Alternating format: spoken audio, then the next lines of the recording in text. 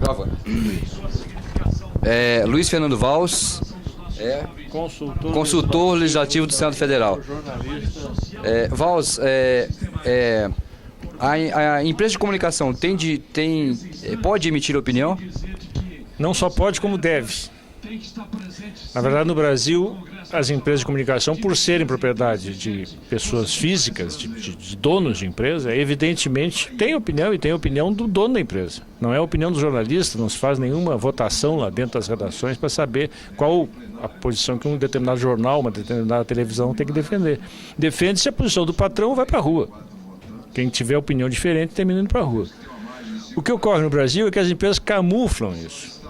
Em vez de colocar como é civilizado, como se faz em países europeus, como se faz nos Estados Unidos, a posição editorial do jornal, a posição editorial da televisão, dizendo: eu sou a favor do candidato tal, eu sou a favor de tal sistema de governo, tal partido, botar isso no editorial e dar uma cobertura isenta, que é o compromisso do jornalista, porque o mesmo compromisso que tem o médico com a saúde do paciente, tem o jornalista com a isenção da informação. Ele tem que ouvir os dois lados, ele não pode publicar uma versão que prejudique um para depois e ouvir o que aquele um tem a dizer. Ele tem que ser isento. As empresas camuflam isso e fazem uma cobertura a favor de alguém fingindo isenção. Quer dizer, o senhor Arnaldo Jabor, por exemplo, comentarista da Globo, um grande iconoclasta, mas iconoclasta a favor. Ele só derruba os ídolos que o Dr. Roberto ou os sucessores do Dr. Roberto permitem. Se ele resolver mexer com o capitalismo, o Arnaldo Jabor deixa de ser comentarista da Globo. Agora, quando ele vem sério e diz porque o PT mentiu sobre a privatização foi um sucesso no país, ele esquece as ferrovias que foram privatizadas e os trilhos foram vendidos a quilo para a metalúrgica. Que acabou as ferrovias porque privatizaram. Aí vai me dizer que a telefonia melhorou?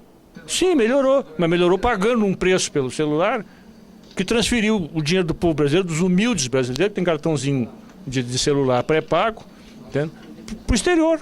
As grandes multinacionais vieram aqui saquear o Brasil com 90 milhões de celulares, estão levando dinheiro para fora.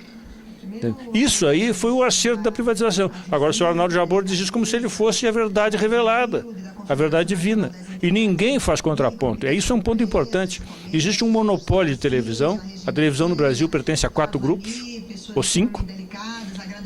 Existe o jornal trabalhando junto com a televisão, a rádio trabalhando junto com a televisão, o que nos Estados Unidos dá cadeia. É preciso que se saiba que a legislação americana, para impedir o truste, ela poria o Dr. Roberto Marinho na cadeia. Por ter, ao mesmo tempo, no mesmo lugar, um jornal, uma rádio e uma televisão. Isso é crime nos Estados Unidos. Aqui no Brasil não, aqui é a regra. E não só tem o jornal, a rádio e a televisão, como as mesmas pessoas são os comentaristas no jornal, na rádio e na televisão. E todos com a mesma posição.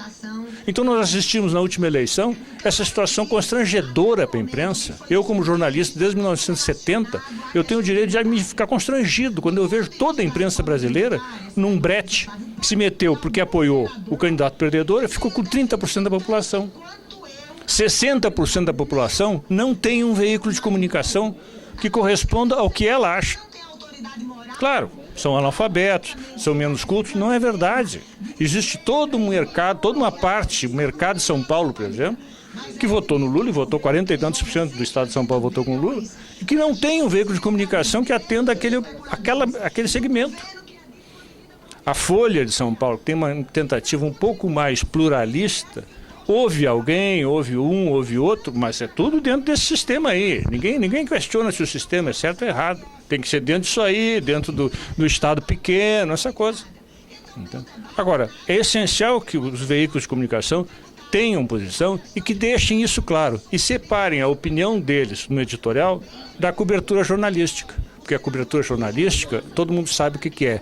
Uma boa reportagem jamais se baseará num depoimento de 3 supostos delegados anônimos na semana anterior à eleição para dizer que houve uma camanga para Operação Abafa. Isso não é jornalismo. Isso aí a Veja, por exemplo, recebeu muito dinheiro para fazer. E todo mundo sabe que a Isto É trabalha por dinheiro, a Veja trabalha por dinheiro, a Época trabalha por dinheiro. Eles publicam o que convém para eles.